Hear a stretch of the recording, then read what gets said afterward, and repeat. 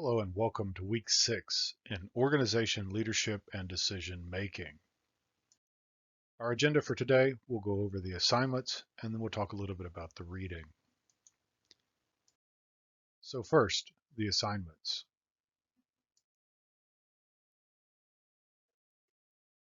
This week, we'll cover information about how organization leadership influences innovation and being intentional with innovation implementations. So by the end of the week, you should be able to critique how attribution theory relates to the influence of innovation technology. You'll be reading in the article outlined here by Choi and Chung and Choi uh, of why are we having this innovation, employee attribution of innovation implementation behavior. So basically, review that article as your assigned reading. So for this week's written assignment, you should write 3 to 5 pages in length, not including the title page, in APA format. Must include at least 5 peer-reviewed journal articles. So this week's journal article focuses on attribution theory and how it influences the implementation of innovation technologies. 2 types of employee attribution are noted in the article, intentionally and deceptive intentionally. Please review these concepts and answer the following questions. Provide a high-level overview summary of the case study.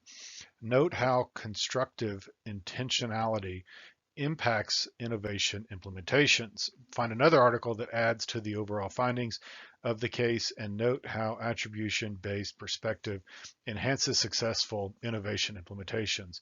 Please be explicit and detailed in answering this question. Foreshadowing to the next week, during week 7, we'll be talking about information about ethics and leadership. By the end of that week, you should be able to articulate what ethical leadership is and how it impacts organizational culture. Analyze various dimensions of ethical leaderships, and during that week, next week, you'll be reading chapter 5 in the text. The discussion for next week is, again, you'll find at least one peer-reviewed source and discuss and identify leader traits and attributes that are most beneficial in implementing the best decisions in an organization. Explain the differences in charismatic and transformational leadership and how both leadership styles impact organizational effectiveness. Please note that these leadership styles Please note how these leadership styles affect implementing new innovative technologies.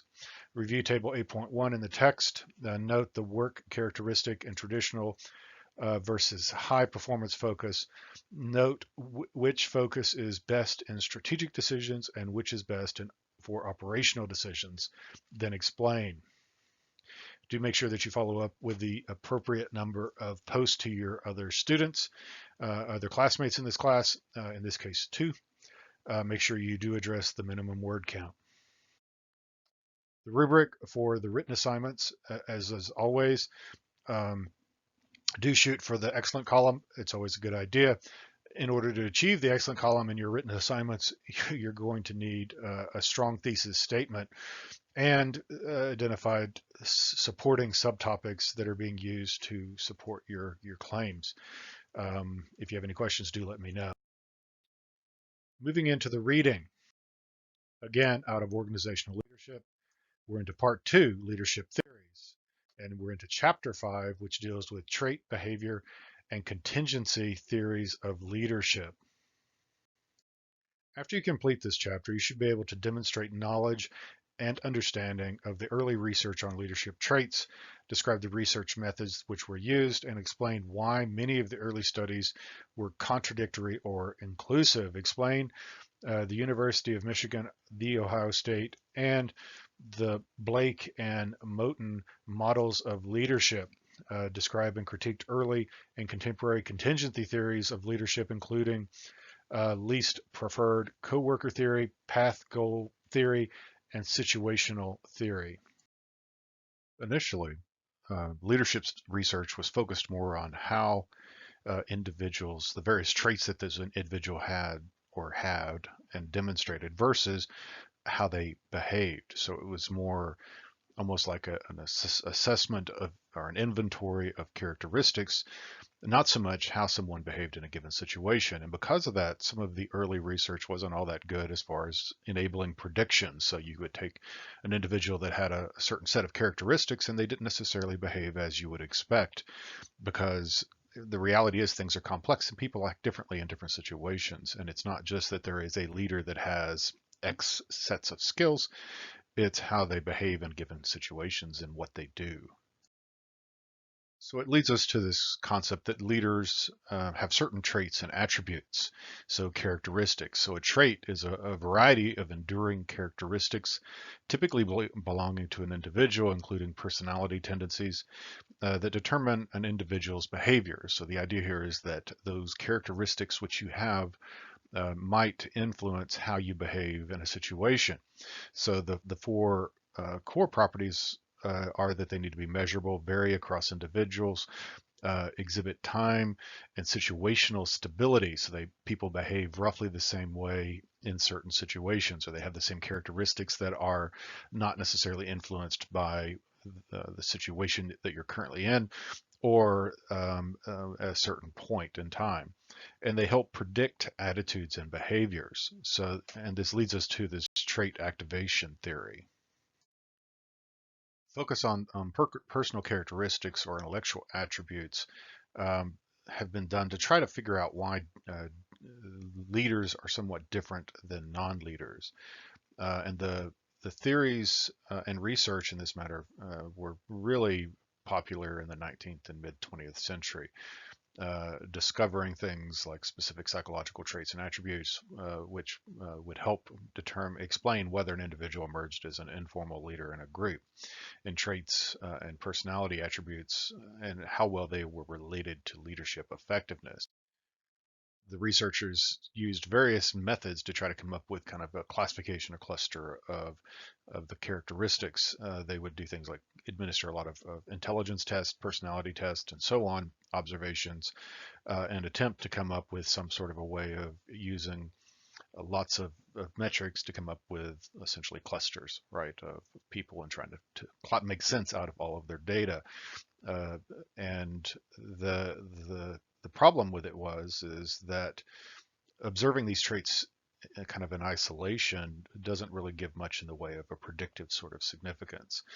Uh, you have to look at the patterns of traits, and you have to look at how they interact in complex situations uh, based upon what's going on.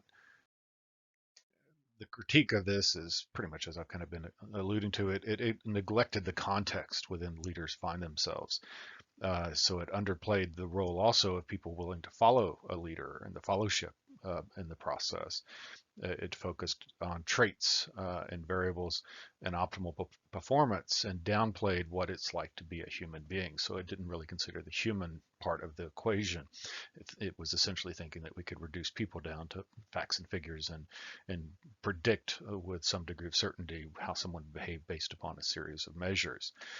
It also didn't talk about or didn't take into consideration class, gender, race, and so on. So these studies would end up then having to just be uh, intersections of previous studies, and it wasn't very well applicable to different cultures, different classes, and so on. It basically was too simplistic of a solution or an approach. It also underestimated the challenges associated with trying to prove causality. Proving causality is very challenging and difficult. You can sometimes prove correlation that things may go together, but to say that something causes something else is quite difficult often. So these sort of studies kind of underestimated that complexity. Moving on to behavioral theories, the focus here is more on behavior and infer people can be trained to be leaders. Not that it's some sort of innate characteristic, but it's a skill that is learned and nurtured. Um, and what they do and how they behave towards followers. So teaching how to interact with people to reach some goal. And it evolved from a system of scientific management to observing a disconnection between employees' psychological aspirations, management practices, and leadership styles. And it's led to majority of the studies comparing different types of leadership styles based upon two main types of behavior: task behavior and relationship behavior. You may hear someone refer to themselves as being task oriented. That means that they consider achieving the task to be the primary thing that they put their emphasis on. Others are more about relationships. They focus on building relationships with their people, their followers, their coworkers, their clients, whoever it might be. And it's very much of an employee centric or person oriented leadership style. Shifting now to the University of Michigan studies, the focus of these studies was around the effect of leaders' behavior or style on work performance. It identified two discrete types of leadership behaviors: a production-oriented and employee orientation.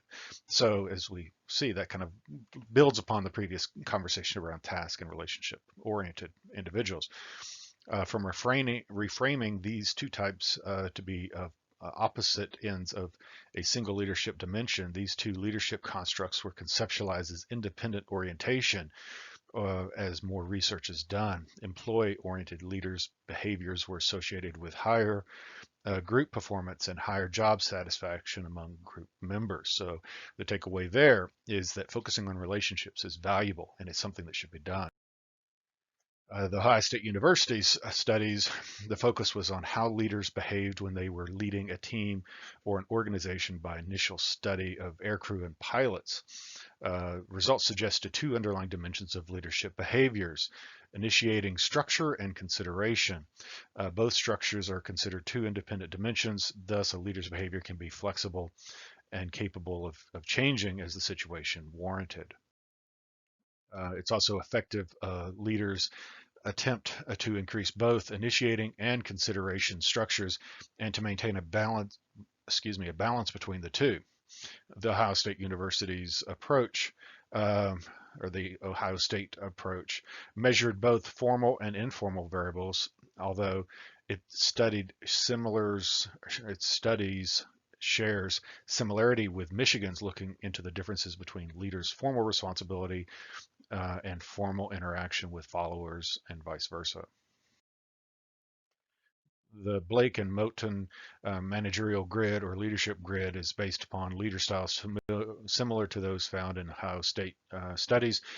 They have characterized two main activities of leaders: concern for results and concern for people. Again, a theme is emerging here. These two attributable dimensions are independent of each other. In different combinations, they yield a broad range of different leadership styles, and we'll see that in the next slide with the figure.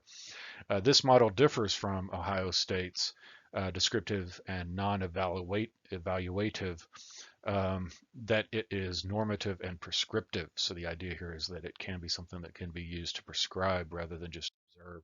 So drilling into the various dimensions. On one dimension, we have concern for people. On the other, we have concern for results. And basically, what's being done here is you're creating a grid that shows kind of where various types of leadership styles might be. Concern for people is kind of the country club style at the 1-9. So not as concerned with results, but very much about let's all, be friends, right? A team style, however, is both concerned with results and people. The middle of the road is somewhere between the two. Impoverished style probably isn't going to be very effective at all because they don't care about people or results. An authoritative and compliance style is not so concerned with people, but very much concerned with results. Probably not nearly as effective as the team style would be. The critiques of this approach is it's unable to identify a universal style of leadership that could be effective in the vast majority of studies. This approach suggests that the most effective leadership style is a so-called high style, that is, high results, high people-oriented behavior. It has not adequately demonstrated how leaders' behaviors are associated with performance outcomes. Contingency theories of leadership basically proposes that the appropriate style depends upon the situation. So proposes that the appropriate leader behavior depends on certain factors or contingency variables, including the task and the followers. Thus, there is no one best behavior or style of leadership, but rather situation X requires leadership behavior or style B. So the basic idea here is it depends. That is the takeaway. How you should lead depends upon a mixture of very complex factors, including the situation you're in, the variable, the people you have that you're working with, and what needs to be done. So it's going to depend upon the situation. Building on that, Fieldler's contingency theory assumes that leaders are either task-oriented or relationship-oriented, an orientation that the leader cannot change. The effectiveness of both types of leaders depends on the favorableness of the situation, classified by the least preferred coworker LPC scale. Contingency variables, task structure, position power, and leader-member relations. Criticism is a projective technique with associated measurement biases and low measurement reliability. So some issues there. House's path goal theory. This theory has its roots in the expectancy theory of motivation. Expectancy theory is based on the notion that work motivation is contingent upon the work of a link between levels of psychological and mental effort and reward. Here, the main task of the leader is to facilitate the follower's path to the goal. Contingency variables include characteristics of the work environment, situation, and the followers. And a visual kind of representation of the work characteristic, the follower characteristic, and the leadership style, and perhaps the path goal theory in action. So what one of these might be appropriate in the various types of combinations. Limitations of is basically the research support for this theory is weak. It's a good idea, but there's not much research that's supporting it. This theory incorporates so many different aspects of leadership that interpreting the theory can be unclear. The model neglects to explain adequately the leader behavior, follower motivation relationship, and the leader has to provide coaching to help followers achieve their goals, which assumes that the leader is a one-way process, leadership is a one-way process, and fails to recognize the follower's initiative and action.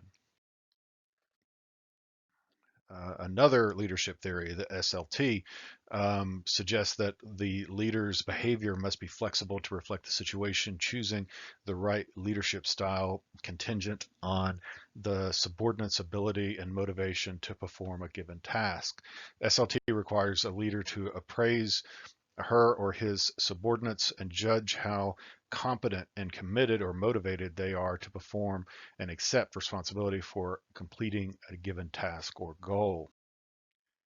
Again, a visual representation of follower development, directive behavior, supportive behavior, and leadership style.